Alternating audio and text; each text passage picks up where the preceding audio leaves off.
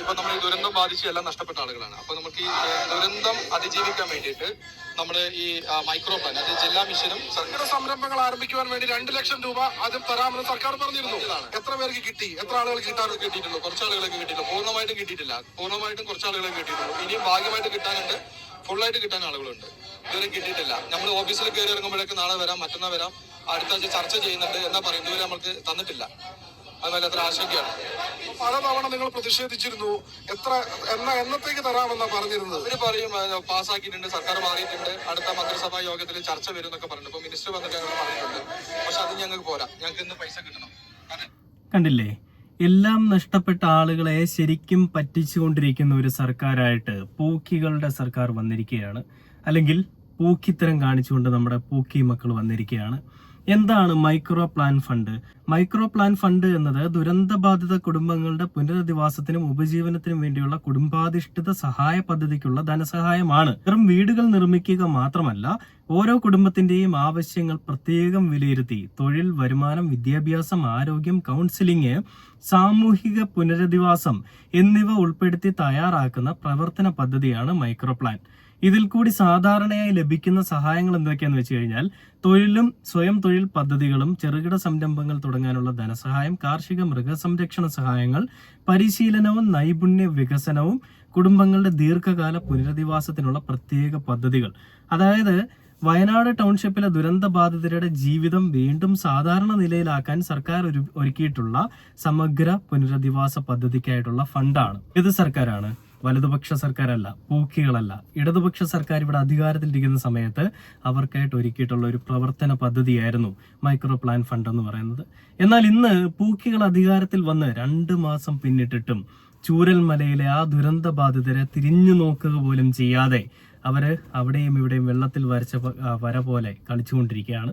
ചെന്ന് ചോദിക്കുമ്പോൾ ഇന്ന് തരാം, നാളെ തരാം, മറ്റന്നാൾ തരാം, എല്ലാ ആഴ്ചയിലും വെള്ളിയാഴ്ചയുണ്ടല്ലോ എന്നൊക്കെ പറയുന്നത് പോലെയുള്ള പരിപാടിയും പ്രഹസനങ്ങളും ഒക്കെ ആയിട്ട് പോയിക്കൊണ്ടിരിക്കുകയാണ്. ശരിക്കും നമ്മൾ പലപ്പോഴും വീഡിയോ ചെയ്തപ്പോൾ പറഞ്ഞിട്ടുണ്ട്, ഞാൻ വീണ്ടും പറയുകയാണ്. ഒരു ബുദ്ധിമുട്ട് പലർക്കും തോന്നിയേക്കാം, എന്നാലും ഞാൻ പറയുകയാണ്. വയനാട്ടിലെ ജനങ്ങൾ നന്ദികേട് കാണിച്ച്, വയനാട്ടിലെ മാത്രമല്ല കേരളത്തിലെ ജനങ്ങൾ എല്ലാവരും കൂടി നന്ദികേട് കാണിച്ച് വിജയിപ്പിച്ചെടുത്തത് അവരെയൊക്കെ കാർന്ന് തിന്നാൻ പ്രകാരശേഷിയുള്ള, അവരെയൊക്കെ കാർന്ന് തിന്നുന്ന ഇത്തൽ കണ്ണികളെയായിരുന്നു. പിണറായി വിജയൻ ഇവിടെ എല്ലാം ചെയ്തു കൊടുത്തിട്ടും ഒരു സാധനം പോലും അവർക്ക് കിട്ടുന്നില്ല എന്നുള്ളൊരു പരാതിയുമായിട്ട് മുന്നിലേക്ക് വരേണ്ടി വന്നിട്ടില്ല ഈ കഴിഞ്ഞ 10 വർഷങ്ങൾ. അല്ലെങ്കിൽ ഈ വെള്ളപ്പൊക്കമുണ്ടായി, ഉരുൾപൊട്ടലുണ്ടായി, മണ്ണിടിച്ചിലുണ്ടായി, ചൂരൽമലയിൽ എല്ലാം നഷ്ടപ്പെട്ട ആളുകളെ അവർക്ക് ഒരു ചെറിയ സഹായം പോലും നിഷേധിക്കപ്പെട്ടിട്ടില്ല, അല്ലെങ്കിൽ കിട്ടാതെ ഇരുന്നിട്ടില്ല. ഒരു കാര്യവുമായിട്ട് അവരാരെങ്കിലും ഒരു മന്ത്രിയെ വിളിച്ചിരുന്നെങ്കിൽ രാത്രിയെന്നോ പകലെന്നോ ഇല്ലാതെ ഏതൊരു സമയത്തും അവരുടെ മുന്നിലേക്ക് ഓടിയെത്തിയിരുന്ന ഒരുപാട് മന്ത്രിമാരുണ്ടായിരുന്നു. അതിൽ പേരെടുത്ത് പറയേണ്ട ആളുകളൊക്കെ തന്നെയാണ് പലരും പേര് കൊടുത്ത് വിളിക്കുന്ന ഈ കൂലിപ്പണി രാജനും അതേപോലെ തന്നെ കെ റഫീഖും ഒക്കെ. എല്ലാ കാര്യങ്ങളിലും സമഗ്രമായിട്ടുള്ള പഠനം നടത്തി അവർക്ക് വേണ്ടുന്ന എല്ലാ കാര്യങ്ങളും കൃത്യമായിട്ട് അവരുടെ ജോലി എന്താണോ അവരെ ഏൽപ്പിച്ചിരിക്കുന്നത് അത് അതിവ്യക്തമായിട്ടും കൃത്യമായിട്ടും നടപ്പിലാക്കി കൊടുത്തിട്ടുണ്ട്. എന്നാൽ ഇന്ന് അധികാരത്തിൽ വന്നിരിക്കുന്ന ആളുകൾ എന്തോ മലമറിച്ച് കൊണ്ടുവരുമെന്ന് വിചാരിച്ചുകൊണ്ട് വയനാട്ടിലെ ചൂരൽമലയിലെ കുറച്ച് നന്ദിയില്ലാത്തവളുമാരും എല്ലാവരും കൂടി വിജയിപ്പിച്ചു വിട്ട് ഇന്ന് സ്വയം പടുകുഴിയിലേക്ക് ഇറങ്ങിക്കൊണ്ടിരിക്കുകയാണ് ഇവരെല്ലാവരും. ഇത് കാണുമ്പോൾ ശരിക്കും എനിക്ക് വിഷമമുണ്ട്. പക്ഷേ ഇവര് കാണിച്ച നന്ദികേടിന് എല്ലാ ആളുകളും അനുഭവിക്കേണ്ടി വരുന്ന ഒരു അവസ്ഥ എന്ന് പറയുമ്പോൾ വളരെ പരിതാപകരമാണ്, അല്ലേ? നമ്മൾ നേരത്തെയും വീഡിയോ ചെയ്യുന്ന സമയത്ത് ഒരുപാട് പേര് വന്ന് പറയുന്നുണ്ടായിരുന്നു, വയനാട്ടിലെ ജനങ്ങൾ എന്ത് നന്ദികേടാ കാണിച്ചത്, നീ ആരാടാ അത് പറയാനെന്നൊക്കെ പലരും പറയുന്നുണ്ടായിരുന്നു. ഇപ്പൊ നിനക്കൊക്കെ എന്താടാ മക്കളെ പറയാനുള്ളത്? വയനാട്ടിലെ ജനങ്ങൾ നന്ദികേട് കാണിച്ചു എന്ന് പറയുമ്പോഴാണല്ലോ നിനക്കൊക്കെ പ്രശ്നം, അല്ലെങ്കിൽ നെറികെട്ട കേരളത്തിലെ ജനങ്ങൾ എന്ന് പറയുമ്പോഴാണല്ലോ നിനക്കൊക്കെ പ്രശ്നം. അങ്ങനെ തന്നെ പറയാൻ ഉദ്ദേശിക്കുന്നുള്ളൂ. എത്രയൊക്കെ തെളിവുകൾ നിന്റെയൊക്കെ മുൻപിൽ കൊണ്ടുവന്ന് നിരത്തിയാലും നീയൊക്കെ പറയും ഞങ്ങളിതൊന്നും കണ്ടിട്ടേ ഇല്ലേ, ഇവിടെ ഇങ്ങനൊന്നും നടക്കുന്നേ ഇല്ലേ, നിങ്ങൾ വെറുതെ പറഞ്ഞുണ്ടാക്കുന്നതാണ് എന്നൊക്കെ പറഞ്ഞുകൊണ്ട്. എന്ത് തരത്തിലുള്ള അടിമകളാണ് നീയൊക്കെ എന്നുള്ളത് ഞങ്ങൾക്ക് ആർക്കും മനസ്സിലാവുന്നില്ല. അപ്പൊ അവിടെ ഈ ഒരു ദുരന്ത ബാധിതരെ തിരിഞ്ഞു പോലും നോക്കാതെ ഇത്രയും കാലമായിട്ടും ഇത്രയും ദിവസങ്ങളായിട്ടും അവർക്ക് വേണ്ടുന്ന ഒരു കാര്യങ്ങളും ചെയ്തു കൊടുക്കാതെ വന്നു കിടന്ന് വലിയ മെഴുകലാണ് പൂക്കികൾ.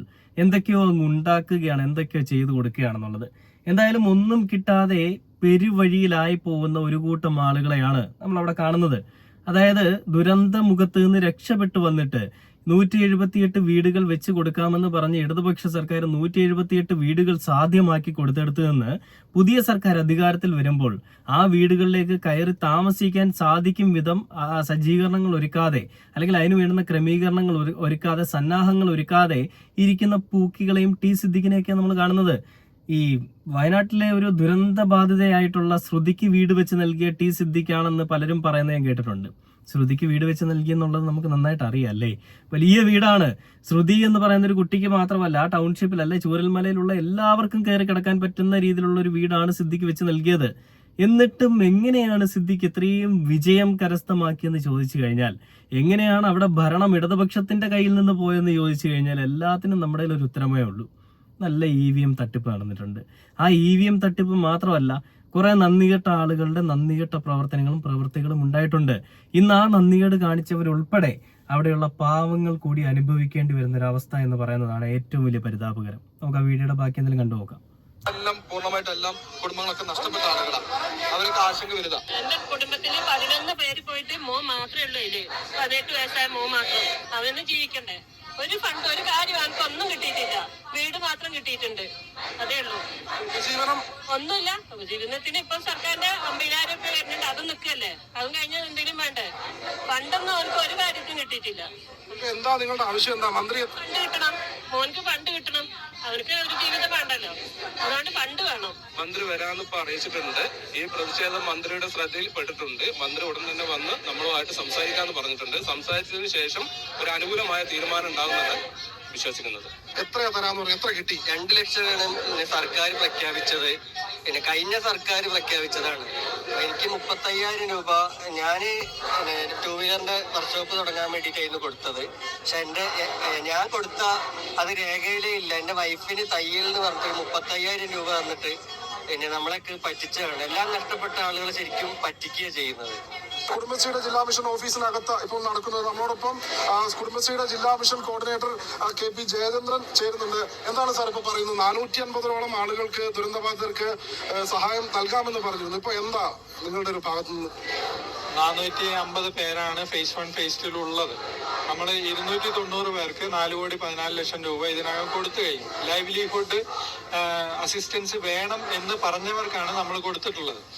ഇനി എല്ലാവർക്കും 2 ലക്ഷം രൂപ വെച്ച് സഹായം വേണമെന്നാണ് ഇവരുടെ ആവശ്യം. ഇവരുടെ ആവശ്യം അംഗീകരിച്ചുകൊണ്ട് നമ്മൾ അതിനുള്ള പ്രൊപ്പോസൽ ഗവൺമെന്റിലേക്ക് കൊടുത്തിട്ടുണ്ട്. ഗവൺമെന്റിന് ഉത്തരവും അതിനാവശ്യമായ ഫണ്ട് കിട്ടിക്കഴിഞ്ഞാൽ ഉടൻ തന്നെ നമ്മൾ വിതരണം ചെയ്യുന്നതിനുള്ള നടപടിയെടുക്കും. ഈ 290 കുടുംബങ്ങൾക്ക് ഇതും പിണറായി വിജയൻ തന്നെ ചെയ്യേണ്ടി വരുമായിരിക്കും എന്നാണ് ഇവർ പറയാൻ പോകുന്നതെന്ന് എനിക്ക് തോന്നുന്നത്. ഞാൻ ഇതിനോടൊപ്പം തന്നെ കണ്ടൊരു വേറെ വീഡിയോ കൂടിയുണ്ട്, അതോടെ ഒന്ന് കാണിച്ചു തരാം.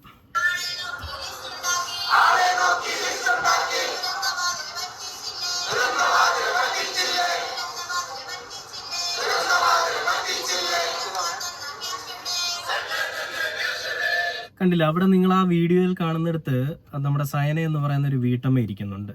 ഈ വീട്ടമ്മയാണ് 3 മക്കളെ നഷ്ടപ്പെട്ട് പിണറായി വിജയനും പിണറായി വിജയന്റെ പാർട്ടിയിലുള്ള ആളുകളും ചേർത്ത് പിടിച്ച ആ ഒരു പെൺകുട്ടി അല്ലെങ്കിൽ ആ ഒരു ചേച്ചി എന്ന് പറയുന്നത്. ആ വീട്ടമ്മയ്ക്കും അവരടങ്ങുന്ന ഒരുപാട് ആളുകൾക്ക്, 100-ലധികം ആളുകൾക്കാണ് അവരൊരു വീട് സാധ്യമാക്കി കൊടുത്തത്. ആ ഒരു അവിടെ താമസിക്കുന്ന ആളുകളുടെ അവരുടെ പുനരധിവാസം എന്നതിനേക്കാൾ അപ്പുറം അവരുടെ പുതിയൊരു ജീവിതത്തിലേക്ക് അവർ തുടക്കം വെച്ച് വരുമ്പോൾ അല്ലെ പിച്ച വെച്ച് വരുന്ന സമയത്ത് അവരെ പിച്ചച്ചട്ടി എടുപ്പിക്കുന്ന ഒരു നിലപാടായിരുന്നില്ല, അല്ലെങ്കിൽ ഒരു നയമായിരുന്നില്ല ഇടതുപക്ഷ സർക്കാരിൻ്റെത്.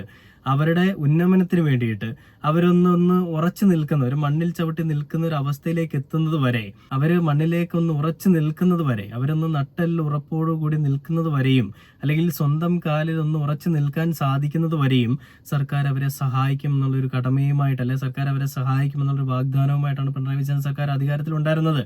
അതിനു വേണ്ടിയിട്ട് ദിനപത്തെ അടക്കമുള്ള അവർക്ക് വേണ്ടി വരുന്ന അടിസ്ഥാന സൗകര്യങ്ങളെല്ലാം മെച്ചപ്പെടുത്തി വെച്ചിട്ടാണ് അധികാരത്തിൽ നിന്ന് തോറ്റു പടിയിറങ്ങിപ്പോയത്.